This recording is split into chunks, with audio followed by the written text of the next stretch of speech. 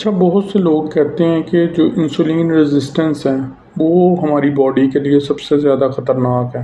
वो किस तरह कि अगर आप कोई चीज़ खाती हैं या चीनी वगैरह खाती हैं तो वो किस तरह से हमारे ब्लड में शामिल होती है और जो इज़ाफ़ी होती है फिर वो इंसुलिन के थ्रू बेसिकली सेल्स तक पहुंचाई जाती है।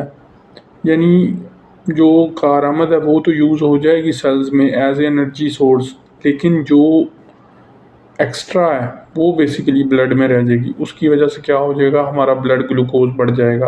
अगर हम फास्टिंग में देखें तो ये 100 mg से ज़्यादा नहीं होनी चाहिए, लेकिन जब इसकी एक्सेस हो जाती है यानी ज़्यादती हो जाती है, ये अपनी रिक्वायर्ड अमाउंट से ज़्यादा हो जाती है तो फिर डायबिटीज़ या डायबिटीज़ मेलाइटस काज करती है।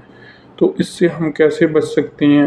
अगर मैं आपको बताऊं तो आम तौर पर एक इंसान को दिन में 1 टीस्पून से भी कम वाइट शुगर या टेबल शुगर जिसे हम कहते हैं वो रिक्वायर्ड होती है। लेकिन अगर हम पाकिस्तान में देखें तो एवरेज जो यूसेज ऑफ वाइट शुगर है या टेबल शुगर है वो 14 स्पून्स पर डे है, ये एवरेज है, जो कि इंतहाई ख़तरनाक है।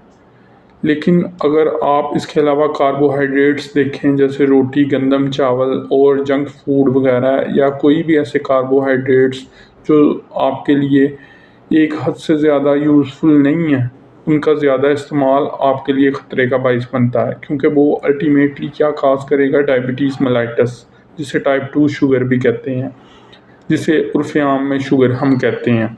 तो इससे अपने आप को आपने बचाना है।